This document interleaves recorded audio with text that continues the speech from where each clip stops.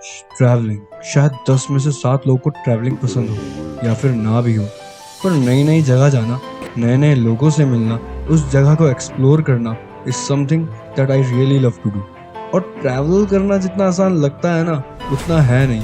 आप बहुत कुछ सेक्रीफाइस करते हो सिर्फ एक नई डेस्टिनेशन को एक्सप्लोर करने के लिए, चाहे वो घर वालों का ओवर पॉजिटिव होना हो या फिर ट्रैवल करते हुए आने वाली डिफिकल्टीज को फेस करना। It's never been a easy task to do, क्योंकि आपको अपने कंफर्ट जोन से बाहर आना ही पड़ता है।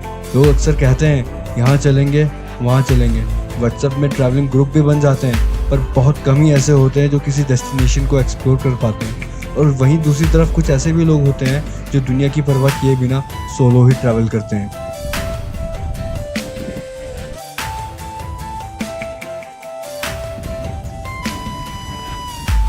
तो ट्रैवल करना किसी के लिए हॉबी हो सकता है, किसी के लिए वो एक जरिया है अपनी स्ट्रेसफुल लाइफ से छुटकारा पाने के लिए, और किसी को बस जाना है, कहीं ना कहीं जाना है फॉर नो रीज़न, बस जाना है। ऐसे ही सबकी कोई खास जगह होती है जहाँ वो अक्सर जाते हैं। किसी के लिए वो घर है, किसी के लिए उनकी वैकेशन डेस्टिनेशन। वैसे ही मेरे लिए माउंटेन्स में आना मतलब घर आना।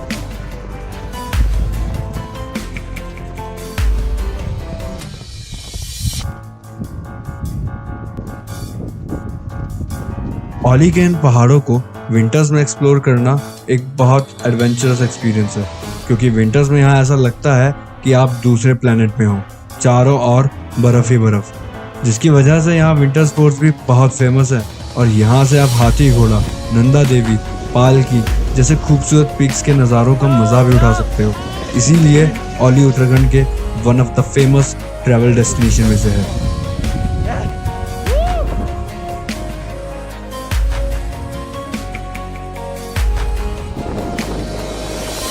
मेमोरीज, यादें। एक इंसान की पूरी लाइफ स्पैन जो सबसे खास चीज़ होती है ना, वो होती हैं उसकी यादें, उसकी एक्सपीरियंसेस। पर इन यादों को याद कैसे किया जाता है, कैसे याद रखा जाता है कि हमने ये सब किया है। लोग भले ही कितना भी ट्रोल करते हो कि कितनी फोटोज लेता है यार, या कितनी वीडियोस बनाता है, या कितना शो ऑफ करता है, पर ठीक है ना, इन सब से क्या ही फर्क पड़ता है। जब तक आप अपनी यादें बना रहे हैं ना, तब तक सब चलता है, क्योंकि आपकी ये मेमोरीज बाद में फोटोज और वीडियोस में ही सिमट कर रह जाती हैं, और ये यादें किसी की कहानियां बन जाती हैं। फिर चाहे हम रहे या ना रहे, इन कहानियों में हम हमेशा रहते हैं।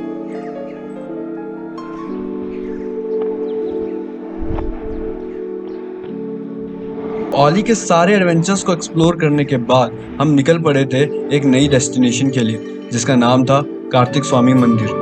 कार्तिक स्वामी के लिए आपको कनकचौरी से 3 किलोमीटर की एक आसान सी चढ़ाई चढ़नी पड़ती है। हालांकि कार्तिक स्वामी का ये पैदल मार्ग बहुत छोटा है, पर यहाँ पे आपको बर्ड्स की अलग अलग स्पीसीज देखने को मिल सकती है। बर्ड वॉचिंग के लिए भी ये जगह काफी फेमस है।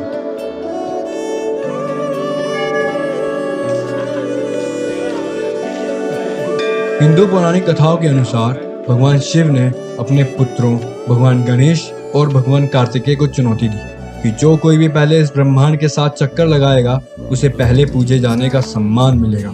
यह सुनकर भगवान कार्तिकेय अपने वाहन पर ब्रह्मांड की परिक्रमा करने के लिए निकल पड़े, जबकि भगवान गणेश ने अपने माता पिता भगवान शिव और देवी पार्वती के साथ चक्कर लगाया। गणेश से प्रभावित होकर भगवान शिव ने उन्हें सबसे पहले पूजे जाने का सौभाग्य दिया।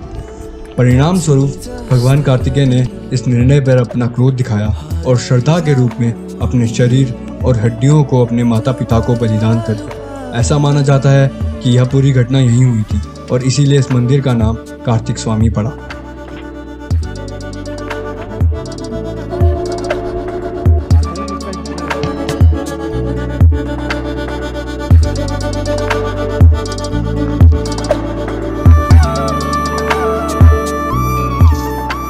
कार्तिक स्वामी गढ़वाल के अनगिनत अजूबों में से एक है। लगभग 2424 मीटर की ऊंचाई में बसा ये मंदिर बहुत ही खूबसूरत है। यहाँ से हिमालयन रेंज का 360 व्यू देखने को मिलता है।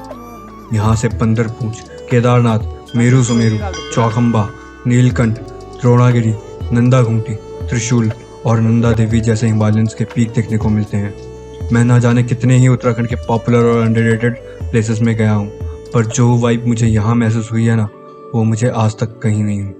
हर जगह की अपनी एक वैल्यू होती है, पर इस जगह को छोड़कर जाने का मन नहीं कर रहा था। ये सच में उत्तराखंड की बहुत सी खूबसूरत जगहों में से एक है। अगर आपको कभी यहाँ आना हुआ तो यहाँ सनराइज या सनसेट के वक्त आना आपको दुनिया के सबसे सुंदर नज़ारे देखने को मिल सकते हैं।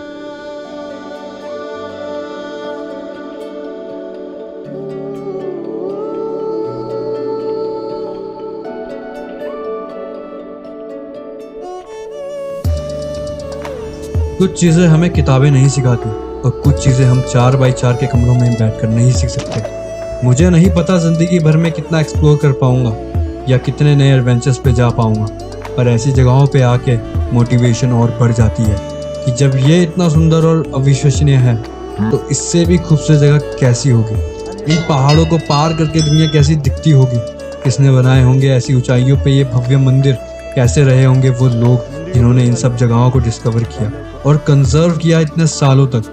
हम हमेशा तो नहीं रहने वाले, पर शायद ऐसे ही कुछ एक्सप्लोरर की वजह से ये कहानियाँ, ये किस्से अभी तक जिंदा है और हमेशा रहेंगे। बस इन्हें सुनाने वाले और सुनने वाले लोग बदल जाएंगे। सो ट्रैवल अगर आप कर सकते हैं तो करिए, फर्क नहीं पड़ता आप कितना भी कर पाए। आप माउंटेन्स में नहीं जा सकते तो बीचेस को एक्सप्लोर करिए। आप ट्रैकिंग नहीं कर सकते तो क्या फ़र्क पड़ता है, आप नॉर्मल प्लेसेस को एक्सप्लोर करिए। क्या हुआ अगर ट्रैवलिंग ग्रुप्स नहीं बन रहे, आप सोलो ट्रैवल करिए, वर्क करिए, ट्रैवल ज़रूर करिए, क्योंकि आपको नहीं पता आप क्या क्या मिस कर रहे हो। ये सब वीडियो में जितना खूबसूरत है ना, उससे कई ज़्यादा हकीकत में है।